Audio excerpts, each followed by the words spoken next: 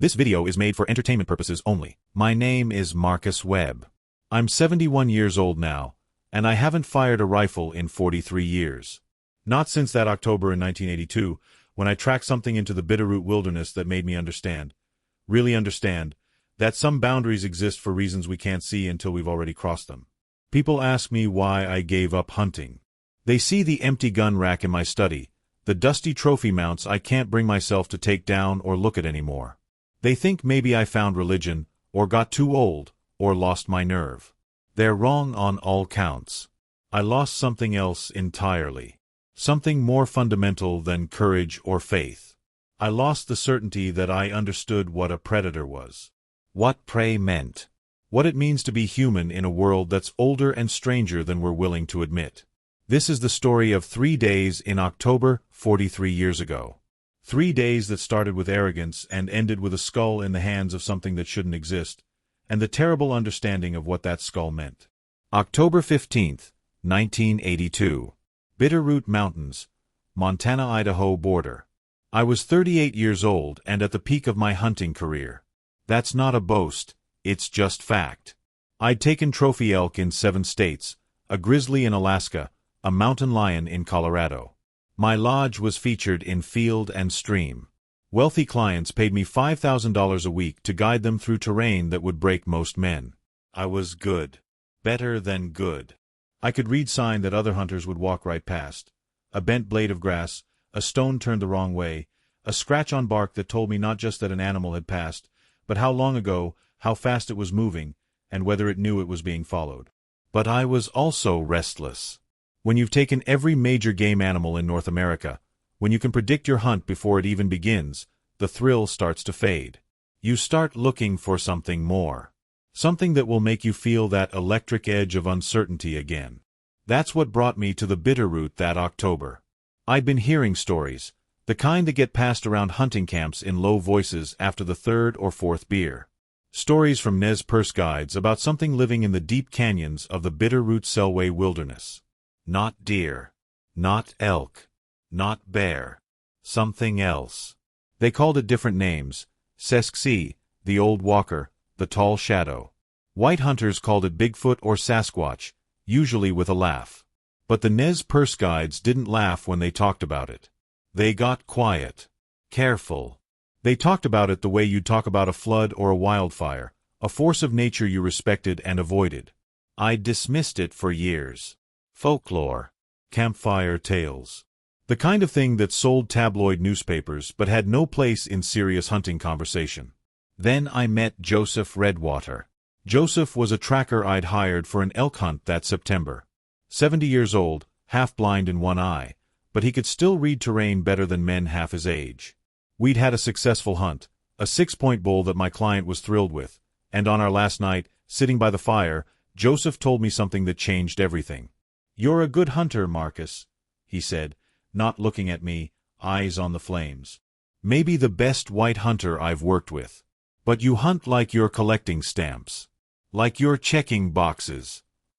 I bristled at that. I hunt ethically. I follow the rules. I'm not talking about ethics, Joseph interrupted. I'm talking about why. You hunt because you're good at it.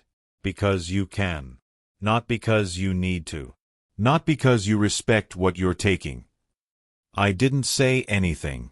The truth of it stung. Joseph poked at the fire with a stick. "There's something in the Sawtooth Fork," he said quietly. "Up in the high canyons, where the creeks run down from the Selway Divide. Something that's been there longer than the Nez Perce, longer than the Shoshone before them. My grandfather saw one once, when he was young. He never hunted again after that." "A Sasquatch," I said, trying to keep the skepticism out of my voice. Joseph looked at me then, his good eye sharp. "You can call it that if it makes you feel better about not believing. But names don't change what something is. And what it is, Marcus, is something you don't hunt. Not because you can't. Because you shouldn't." "Why not?" Joseph stood up, dumping his coffee into the fire. "Because some things in these mountains aren't prey. They're not predators either, not in the way you think. They're something else. something necessary. And taking them out of the world, it leaves holes that fill up with worse things. He walked away then, back to his tent, and didn't speak of it again. I should have listened. Instead, I spent the next 3 weeks researching, gathering reports, cross-referencing hunting journals and Forest Service logs. There was a pattern, a very faint one, but it was there. Unexplained tracks. Strange vocalizations. Elk kills that didn't match bear or cougar patterns. All concentrated in a roughly 20-square-mile area of the Bitterroot-Selway Wilderness, centered on a network of canyons called the Sawtooth Fork. Remote. Roadless. The kind of terrain where you could disappear for weeks and never see another human being. Perfect. I told my wife I was going on a solo hunt. Told my business partner I'd be out of contact for a week. Packed light. Just my rifle, a .300 Winchester Magnum with a Leupold scope, 10 days of freeze-dried rations, a good tent, and my tracking kit. I drove 8 hours to the trailhead at Painted Rocks Lake, left my truck at the ranger station, and hiked in alone. It was October 15th. The aspens were gold, the air was sharp with the promise of snow, and I felt more alive than I had in years. I was hunting something that might not exist. And if it did exist, I was going to be the man who proved it. Day 1. October 15th, late afternoon. I made camp in a high meadow about 12 miles from the trailhead, just below the ridgeline that overlooked the Sawtooth Fork drainage. Good vantage point. Water nearby. Clear sight lines. I spent the last hour of daylight glassing the slopes below with my binoculars, looking for movement, watching the tree line. Nothing unusual. Elk moving down to water. A black bear working over a log for grubs. Normal autumn wilderness activity. But as the sun dropped behind the Selway peaks and the shadows grew long, I heard something that wasn't normal. A vocalization. Starting low, almost a moan, then rising into a series of whoops that echoed off the canyon walls. Not a wolf howl. Not an elk bugle. Not any animal sound I'd ever heard. It came from the north, maybe 2 miles away, deep in the canyon system. I felt the hair on my arms stand up. That primal response that lives in the base of your brain, the part that remembers when humans were prey. I built my fire small that night. Kept my rifle close. Slept in 2-hour intervals, waking to listen. The sound didn't repeat. But I knew I was in the right place. Day 2, October 16th, dawn. I woke to frost on my tent and coffee that tasted like possibility. I broke camp at first light and worked my way north along the ridge, paralleling the canyon system, moving slowly, glassing constantly. At mid-morning, I found the first sign. A game trail crossing a saddle between 2 peaks. Elk tracks, deer tracks, and something else. Footprints, bare footprints, 16 inches long and 7 inches wide, with a stride length that was impossibly long. Whatever made them was big and moving fast, heading down into the canyon. The tracks were fresh. Less than 24 hours old. I knelt beside them, measuring with my hand, checking the depth and the pressure patterns. The weight distribution was human-like. Heel strike, rolling forward to the ball of the foot, toe off. But the size was wrong. The stride was wrong. The gait pattern suggested something that walked upright but wasn't human. My pulse hammered in my ears. I was on it. On him. Whatever this thing was, it was real, and it was close. I followed the tracks down into the canyon. The terrain got rougher, steep slopes covered in deadfall, creek crossings, dense pine and fir. The kind of country where you could break an ankle or walk 20 feet from a grizzly and never know it. But the tracks kept going, and I kept following. By afternoon, I'd descended nearly 2,000 feet into the canyon system. The tracks crossed a creek, moved up the opposite slope, then turned west, following a game trail that wound deeper into the wilderness. I was committed now. Too far in to turn back before dark. I'd have to make camp and continue the track in the morning. I found a sheltered spot under a rock overhang, built a tiny fire for warmth, and ate a cold meal. No coffee. No unnecessary noise. As darkness fell, I heard the vocalization again. Closer this time. Maybe half a mile west. A long, mournful call that rose and fell, echoing through the pines. Not aggressive. Not territorial. Something else. Something that sounded almost sad. I sat with my back against stone and my rifle across my knees, listening to that sound fade into the October night, and for the first time since I'd started this hunt, I felt something I hadn't felt in years. Doubt. Not about whether the creature existed. I knew it did now. The tracks were real. The sound was real. But doubt about whether I should be doing this. Whether Joseph Redwater had been right. Whether some things weren't meant to be hunted. I pushed the thought away. I'd come too far to second-guess now. Day 3, October 17th, mid-morning. The tracks led me west for another 6 miles, deeper into country that felt untouched since the Ice Age. Old-growth forest.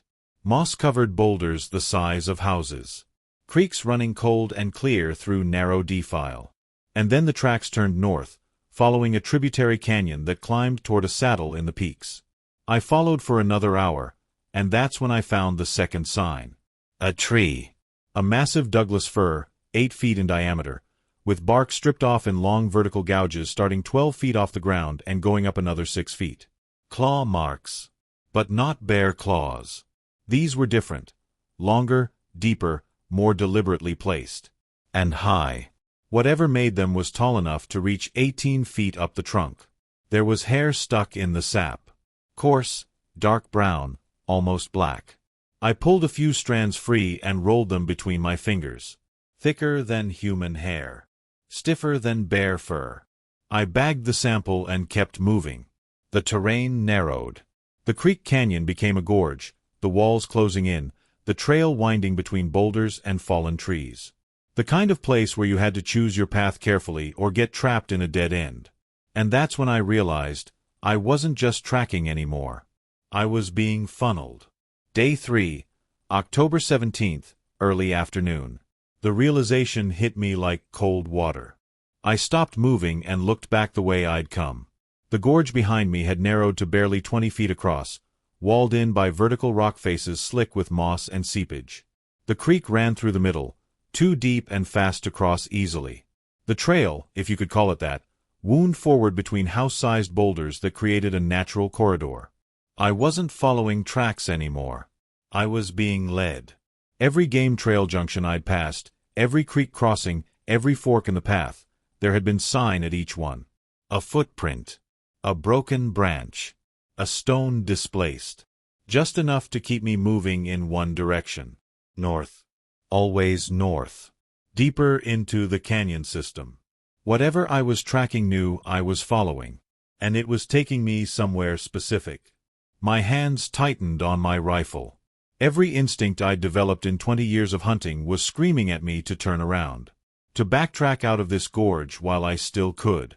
To get to open ground where I could see what was coming. But I didn't turn back. Pride, maybe. Stubbornness.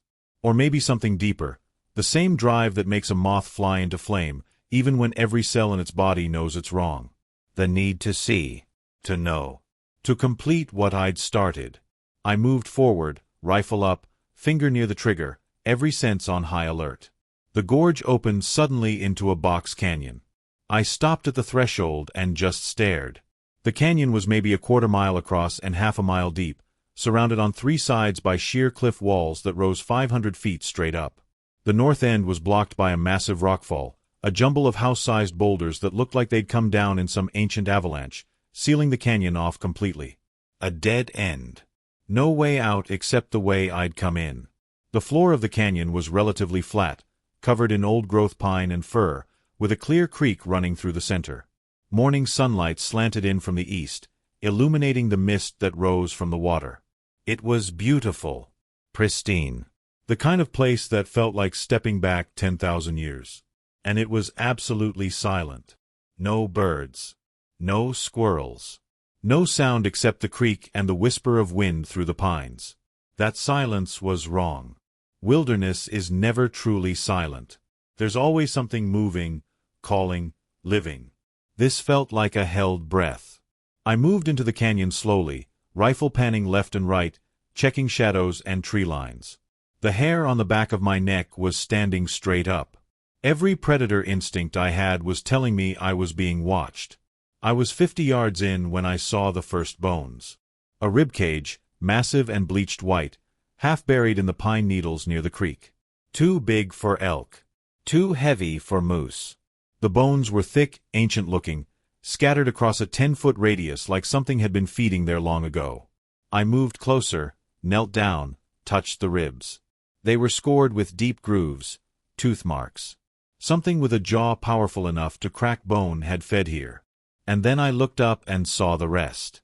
Bones everywhere. Dozens of skeletons in various states of decay, scattered throughout the canyon floor. Some were recent, still had scraps of hide and sinew attached. Others were old, moss-covered, sinking back into the earth. Elk, deer, bear, mountain lion. Animals that had come into this canyon and never left. My mouth went dry. This was a killing ground. A trap. And I'd walked right into it. I turned to leave, to get out while I still could, and that's when I heard it. A sound behind me. Not loud. Just a soft displacement of air, the whisper of something large moving through space. I spun around, rifle coming up to my shoulder, finger on the trigger. And I saw him. He was standing at the far end of the canyon, maybe 200 yards away, near the base of the rockfall. 8 feet tall. Probably more. Broad shoulders that were wider than any human, arms that hung past his knees, legs like tree trunks. Covered entirely in dark brown hair that was almost black in the shadows, with lighter patches on the chest and face. Not an ape. Not a man. Something in between. Something that moved with a fluidity that no creature that size should possess. He was just standing there, watching me, motionless as stone. My rifle was aimed at his center mass. 200 yards. Easy shot. I could see him clearly through the scope, the broad face, the deep-set eyes, the way his chest rose and fell with slow, measured breaths. I dreamed of this moment. Planned for it. Imagined the trophy mount, the magazine covers, the proof that would make me famous. But I didn't shoot. Something in the way he stood there, calm and patient, made me hesitate. He wasn't running, wasn't hiding, wasn't displaying aggression or fear. He was just waiting. We stayed like that for what felt like an eternity but was probably only 30 seconds. 2 predators, locked in mutual assessment, each trying to decide what the other would do. And then he moved. Not toward me. He turned, slow, deliberate, and walked to a spot near the rockfall. He bent down, picked something up, and held it. Even at 200 yards, I could see what it was. A skull. Human skull. Unmistakable shape, the rounded cranium, the eye sockets, the jaw. He held it up so I could see it clearly. Then he turned and gestured, a sweeping motion of his other arm, toward the base of the rockfall behind him. I looked through my scope, adjusting the focus. And my blood turned to ice. The rockfall wasn't just boulders. There was a cave. Or more accurately, a crevice between 2 massive slabs of stone that leaned against each other, creating a natural shelter maybe 20 feet deep. And piled in front of that shelter, stacked like cordwood, were bones. Human bones. Hundreds of them. Skulls. Femurs. Rib cages. Pelvises. All stacked with an almost deliberate care, creating a wall of remains that stretched 15 feet wide and 5 feet high. Some were old, brown and weathered, cracked by time and weather. But others were newer, recent. Some still had scraps of fabric attached, flannel shirts, denim jeans, hiking boots. My hands started shaking. The rifle wavered. This wasn't a killing ground for animals. This was a graveyard for people. And this creature, this Sasquatch, this thing that shouldn't exist, was standing guard over it. The creature, I couldn't think of him as it anymore, not with those eyes watching me with such terrible intelligence, lowered the skull gently back onto the pile. Then he turned to face me again. He didn't move closer. Didn't make any aggressive gestures. He just stood there, arms at his sides, waiting for me to understand. And slowly, terribly, I did. This wasn't his killing ground. He was protecting it, guarding it, keeping something in. My mind raced. The bones scattered throughout the canyon. The complete silence. The way every game trail seemed to funnel toward this place. The creature had led me here deliberately. Had left me a trail I could follow. Had brought me to this exact spot, shown me this pile of remains, because he wanted me to understand something. Those people hadn't been killed by him. They'd been killed by something else. Something that lived in that cave behind the bones. Something that the creature was keeping contained in this box canyon. And I just walked into the trap. I lowered my rifle slowly, carefully, pointing it at the ground. Non-threatening. The creature watched me, unmoving. My mind was reeling, trying to make sense of what I was seeing. Trying to reconcile the evidence with anything I knew about the natural world. Sasquatch were supposed to be shy. Elusive. They avoided humans. That was the folklore. That was the pattern. But this one wasn't avoiding me. He deliberately led me here. Shown me this. Why? Unless he needed me to see it. To understand. To know what was at stake. I thought about Joseph Redwater's words. There's something necessary. And taking them out of the world, it leaves holes that fill up with worse things. This creature wasn't the predator I needed to worry about. He was the thing keeping the real predator in check. A sound came from the cave. Low. Wet. Like something breathing through fluid. Like lungs that weren't quite working right. The creature's head snapped toward the sound. His posture changed, shoulders hunched, arms slightly forward, body tensed. Ready. And for the first time, I saw fear in his eyes. Not fear of me. Fear of what was in that cave. The breathing sound grew louder. Closer. Something was moving in the darkness behind the wall of bones. The creature made a sound, a deep vocalization, part growl, part warning. The same sound I'd heard echoing through the canyons the past 2 nights. Not a call to others of his kind. A warning. Stay back. Stay in your hole. The breathing paused. Then slowly, reluctantly, retreated deeper into the cave. The creature didn't relax. He stayed tense, watchful, for another full minute before his shoulders lowered slightly. Then he looked at me again. And I understood. This was his job. His purpose. Maybe for years. Maybe for decades. Standing guard over this canyon, keeping whatever was in that cave from getting out. Funneling prey animals in to feed it, keeping it satisfied enough that it didn't try to break free. Living alone in this wilderness, sacrificing any kind of normal life, because if he didn't, that thing would get out. Would hunt in the valleys below. Would kill hikers, hunters, families. Would create piles of bones in places where people actually lived. The creature had shown me this because he needed me to understand. Needed me to see that killing him, taking him out of this canyon as a trophy, would unleash something far worse. He was the keeper. The guardian. The necessary evil that prevented a greater one. And I'd come here to end him. My rifle suddenly felt impossibly heavy. The weight of my arrogance, my pride, my stupid need to prove something crashed down on me all at once. I'd spent 20 years killing things. Taking trophies. Mounting heads on walls. Calling it sport. Calling it conservation.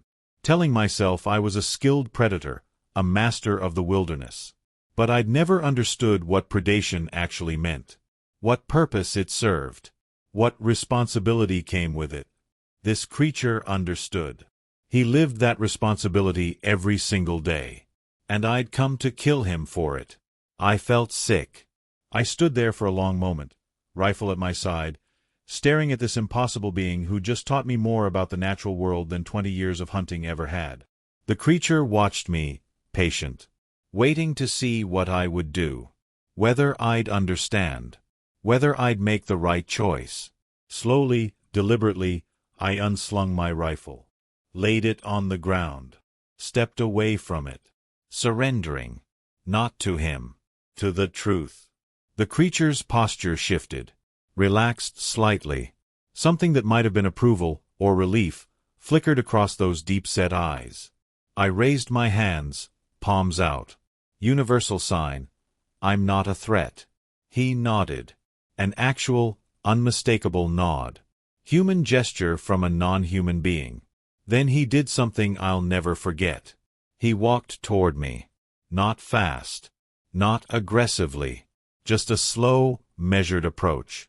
Each step deliberate, giving me time to react, to run if I needed to. I didn't run. I stood my ground, heart hammering, as 8 feet of muscle and ancient intelligence closed the distance between us. He stopped about 10 feet away. Close enough that I could smell him, earthy, musky, like wet dog and pine sap and something wilder, older. Close enough that I could see the individual hairs on his chest, the scars on his arms and shoulders, the intelligence in his eyes that was undeniable. We stood there, man and myth, separated by 10 feet and 10,000 years of evolution, and just looked at each other. I saw pain in his eyes. Loneliness. The weight of responsibility that he carried alone. The knowledge of what he was protecting the world from, and the cost of that protection. He was a person. Not human, but a person. With thoughts, feelings, purpose. And I'd wanted to reduce him to a head on a wall. "I'm sorry," I whispered. Not sure if he could understand language, but needing to say it anyway. "I'm so sorry." The creature tilted his head slightly, studying me. Then he reached out, slowly, carefully, and touched my shoulder with one massive hand. The gesture was gentle, almost kind.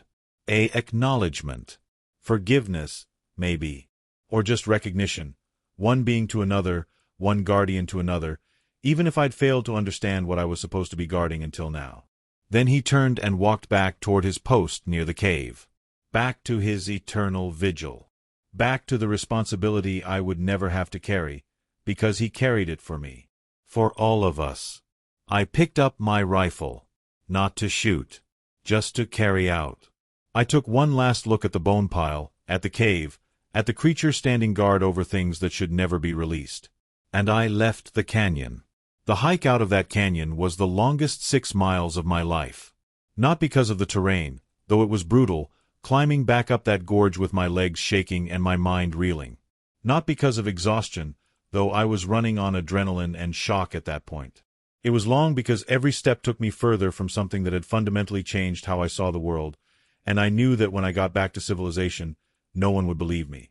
No one would understand. I'd gone into the wilderness to hunt a legend and come out having been taught humility by that legend.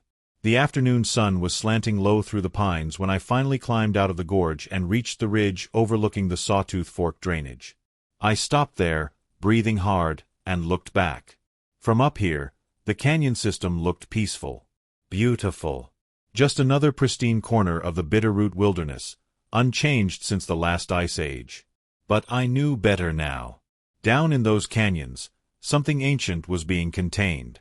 Something that had left a wall of human skulls as evidence of what it could do. And standing between that thing and the world was a solitary guardian that science said couldn't exist. I thought about those bones. Some of them had been recent, last few years, maybe. Which meant people were still disappearing in these mountains. Hikers who went too far off trail. Hunters who chased elk into the wrong drainage. Wanderers who never came back. The official explanations would be the usual.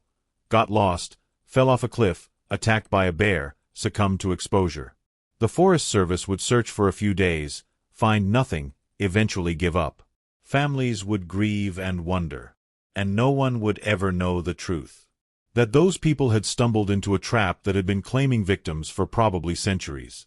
That they'd fed something that should never be allowed to roam free.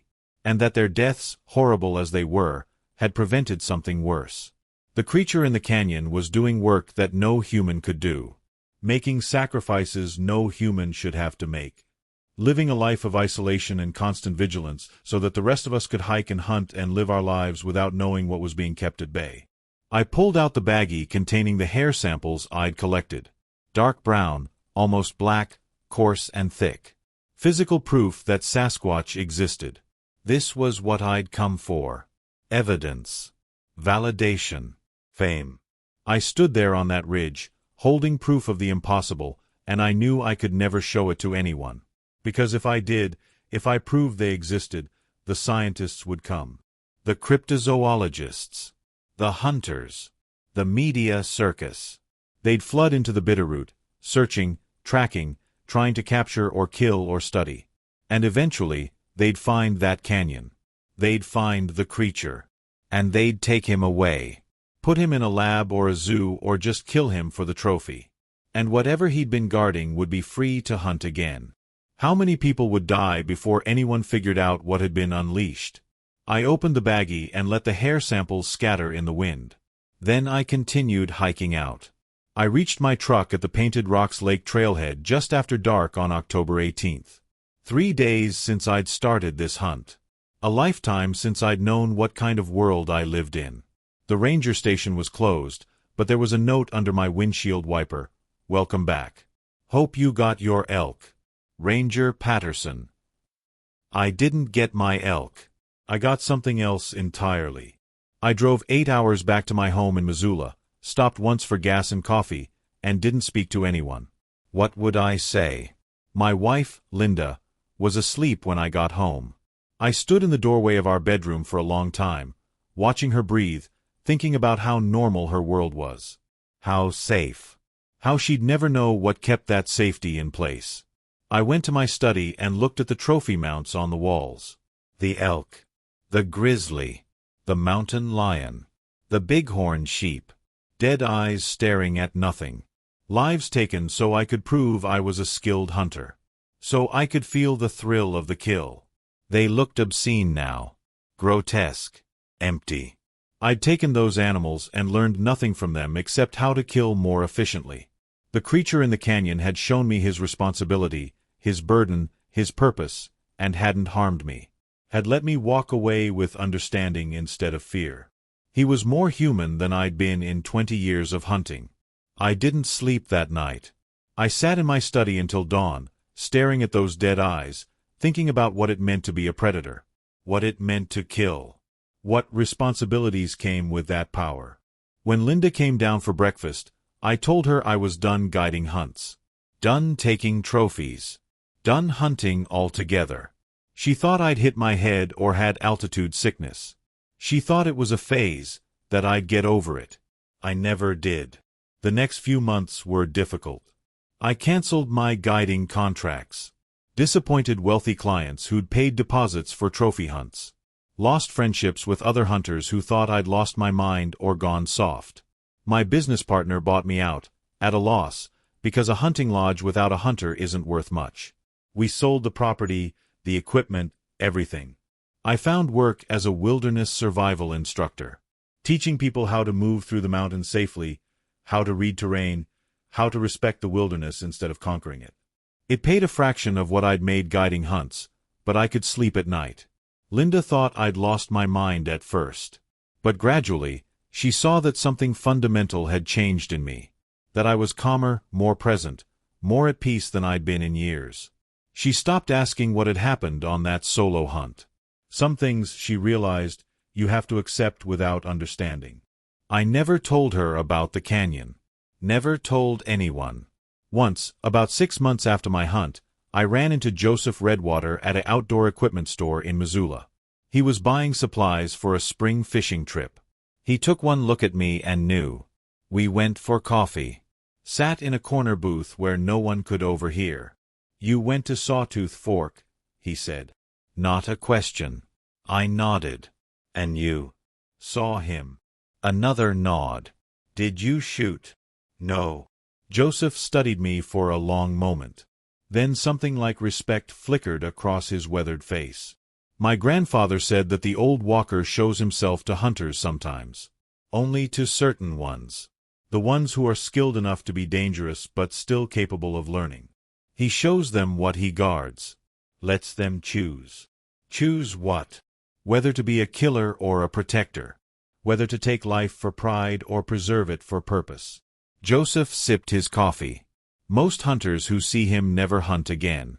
A few do, but they hunt differently. With respect. With understanding of what they're taking and why. What about the ones who don't learn? Who try to kill him? Joseph's expression darkened. They don't come back from Sawtooth Fork. We sat in silence for a while. What's in that cave? I finally asked. What is he guarding? Joseph shook his head. My grandfather didn't know. His grandfather didn't know. The stories go back before stories, back when the Nez Perce first came to these mountains. It's always been there. The old walker has always guarded it. That's all we know. That's all we need to know. People are still dying in there, I said quietly. Hikers. Hunters. They wander into that canyon and they never come out. I know. Joseph's voice was heavy. Every few years, someone disappears in that area. The Forest Service searches. Finds nothing. Eventually gives up. It's been happening for as long as anyone can remember. We should warn people. Close the area. Put up signs. And tell them what? Joseph asked. That there's a monster in a box canyon, guarded by a Sasquatch? That they'll be fed to something in a cave if they go there? Who would believe that? Who would take it seriously? He was right. We both knew it. So we just let it happen. The thought made me sick. No, Joseph said firmly. We teach people to respect the wilderness, to stay on marked trails, to listen when the old guides tell them certain areas are dangerous. We do what we've always done, pass on knowledge without explaining all the reasons. Some truths are too dangerous to speak plainly. I thought about that for a long time. I'm teaching survival classes now, I said. Wilderness safety. Joseph smiled. Then teach them right. Teach them that the mountains have rules, boundaries, places that should be avoided. You don't have to tell them why. Just teach them to respect what they don't understand. We finished our coffee. When we parted ways in the parking lot, Joseph gripped my shoulder. You made the right choice in that canyon, Marcus. My grandfather would have been proud to hunt with you. Coming from Joseph Redwater, there was no higher compliment. Time has a way of dulling even the sharpest memories, but not that one. Years passed. I taught my classes. Guided hiking trips, always staying away from Sawtooth Fork, always steering my groups towards safer areas.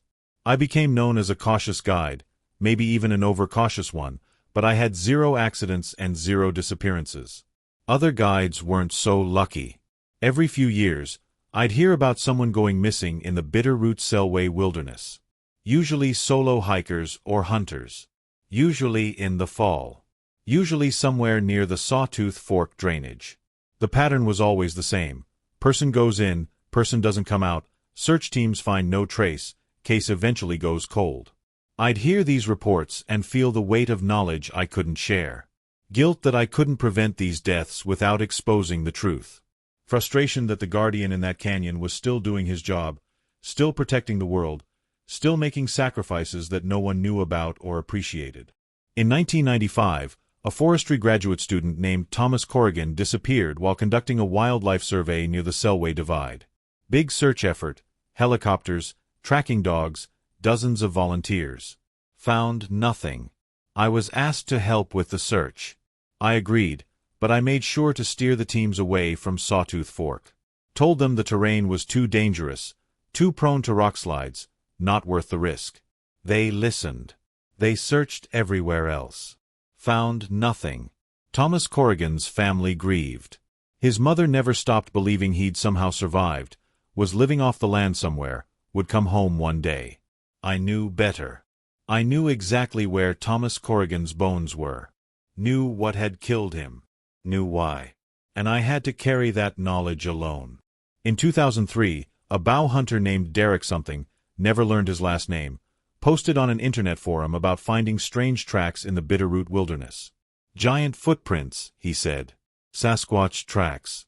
He was going back in to prove they were real. I found the forum post by accident, searching for trail condition updates. When I saw the location he described, my blood ran cold. Sawtooth Fork area. Same drainage. Same network of canyons.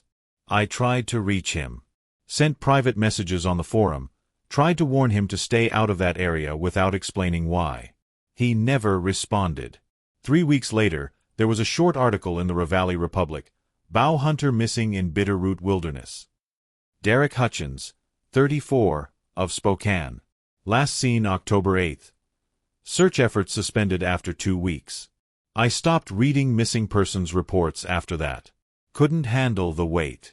In 2011, I retired from teaching. I was 67 years old, and my knees couldn't handle mountain terrain anymore. Linda and I moved to a small house in Stevensville, close enough to the mountains to see them from our porch, far enough from them that I didn't have to think about what they contained every single day. I thought maybe distance would help. That I could spend my remaining years gardening, reading, being a grandfather to my daughter's kids, and let the memories fade. But the wilderness doesn't let you go that easily. In the summer of 2012, there was a massive wildfire in the Bitterroot-Selway Wilderness. The Mustang Fire, they called it.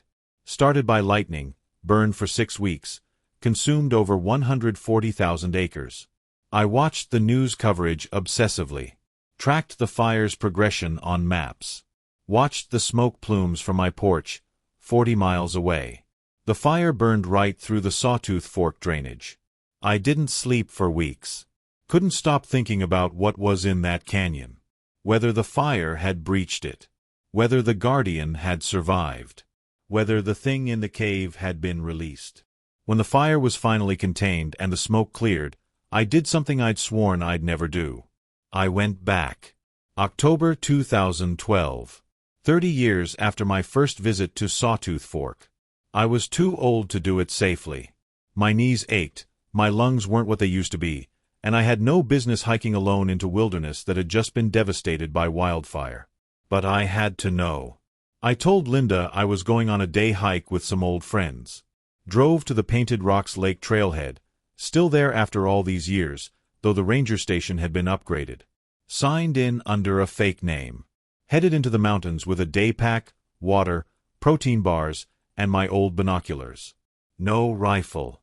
I'd sold all my guns years ago. The wilderness was transformed.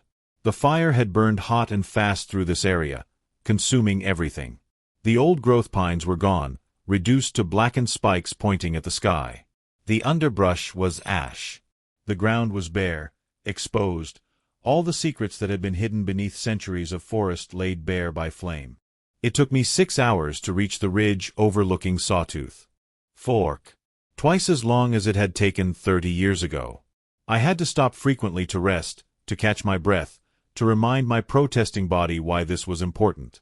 When I finally reached the overlook and glassed the drainage below, my heart sank. The box canyon was gone. Not destroyed, that's not the right word. But transformed.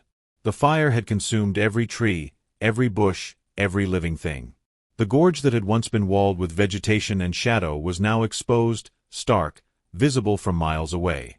The box canyon itself was a bowl of ash and blackened stone. And the rockfall, the massive boulder pile that had sealed the north end of the canyon, that had contained the cave, had collapsed. Whether from the intense heat of the fire, or from some seismic shift, or from something pushing from within, I couldn't tell. But the boulders had shifted, tumbled, opened a gap. The cave was exposed. Empty. A dark mouth in the cliff face, maybe 15 feet across, yawning open to the sky.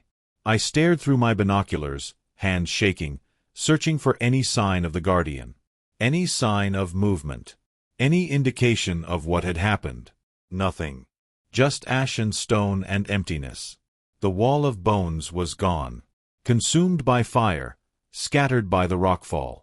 No evidence remained of what had been kept in that cave. No proof of what had been guarded. And no sign of the Guardian. I sat on that ridge until the sun set, watching the ruined canyon, hoping to see movement. A figure. Anything. Nothing. The canyon was silent in a different way now. Not the held-breath silence of a trap, but the empty silence of abandonment. Of purpose completed or destroyed. When darkness fell, I hiked back out. It took me 8 hours, stumbling through burned forest by headlamp, and I nearly fell twice. Nearly gave up and bivouacked until morning. But I made it to my truck by 2 a.m., exhausted and heartbroken and terrified of what my discovery meant. The weeks after that trip were agony. I scoured news reports, missing persons databases, police logs, looking for any indication that something had escaped the canyon, that the thing in the cave was now hunting in populated areas. Nothing. No unusual disappearances. No unexplained deaths. No clusters of missing persons anywhere in Montana, Idaho, or Washington. Either the thing in the cave had died in the fire, or it was still contained somehow, or, and this was the possibility that kept me awake at night, it was hunting differently now. More carefully. Spreading out its kills across a wider area so no pattern would emerge. I thought about going to the authorities, telling them everything, warning them about what might be out there. But what would I say?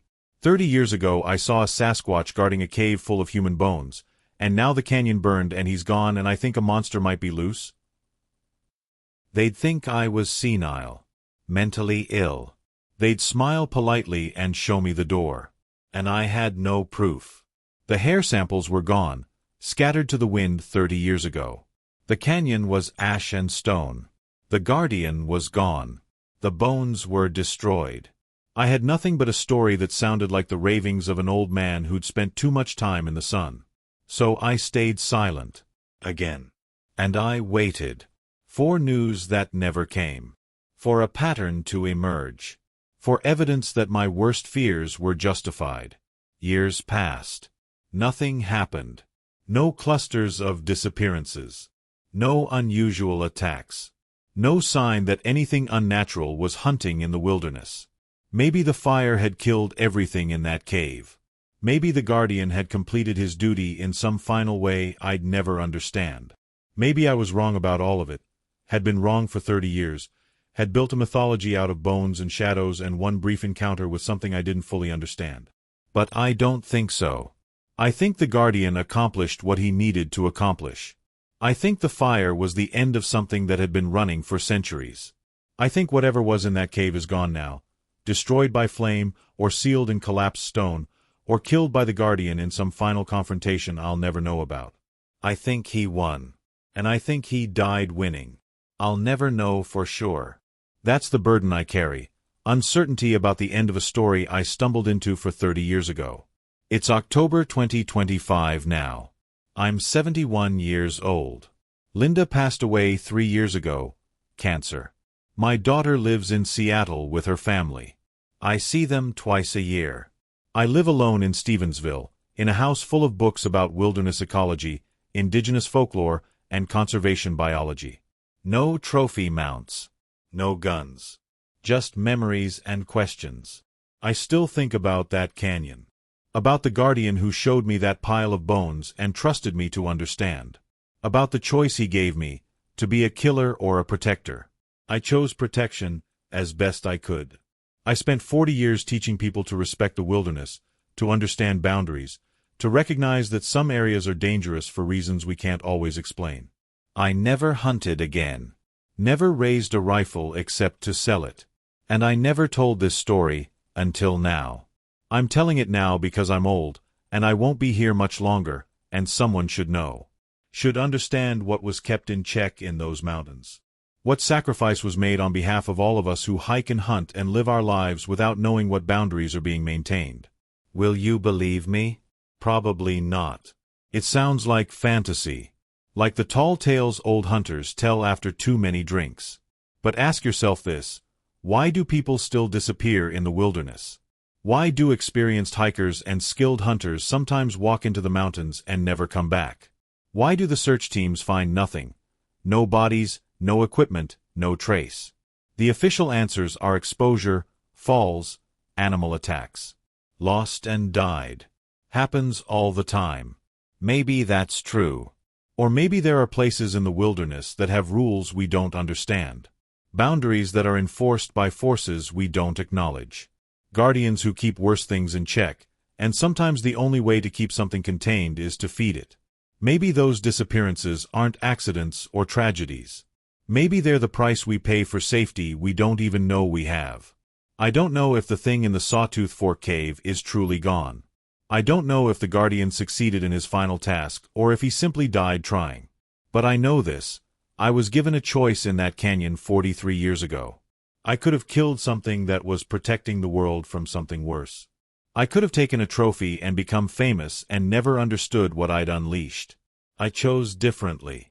I chose to understand rather than conquer, to protect rather than possess. And that choice changed everything.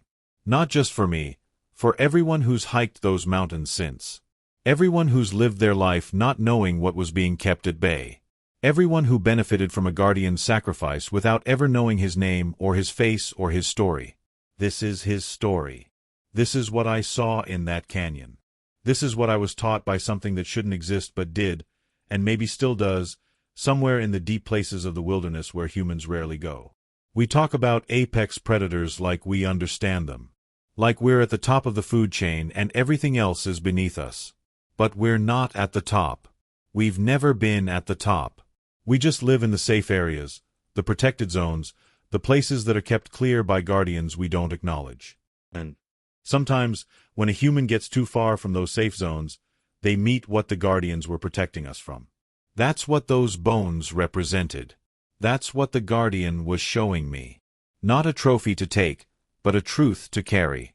Some things in this world exist to keep worse things in check. And the worst thing we could do is kill them for it. I have one photograph from that October in 1982. Not of the guardian. I never took a camera into the canyon. But from the ridge overlooking Sawtooth Fork, taken on my hike in, before I knew what I would find. Just a pristine wilderness shot. Mountains and pines and autumn gold.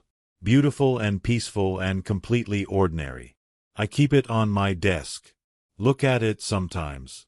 Remember what was hidden in those mountains, just out of frame. The wilderness keeps its secrets well. And some secrets should stay kept. My name is Marcus Webb. I was a hunter once. The best in Montana, people said. But I stopped hunting the day I realized that killing isn't power. Knowing when not to kill, that's power. Understanding what deserves to live, that's wisdom. And walking away from a trophy to preserve something greater than yourself, that's what makes you human. The guardian in Sawtooth Fork taught me that. I never learned his name. Never heard him speak.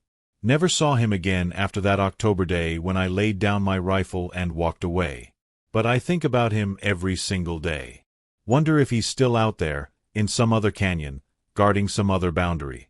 Or if he finally rested after the fire, his duty completed, his burden lifted. I hope so. God, I hope so. Because no one should have to stand guard alone forever. No one should have to sacrifice everything to protect a world that doesn't even know they exist. But if they do, if there are still guardians out there, keeping the boundaries, maintaining the balance, then the least I can do is honor what they taught me. Hunt only what you need. Respect what you don't understand. Protect the boundaries, even if you can't explain why. And never, ever assume you're at the top of the food chain. Because you're not. You're just living in the spaces that something else has cleared for you. And you should be grateful for that. Every single day.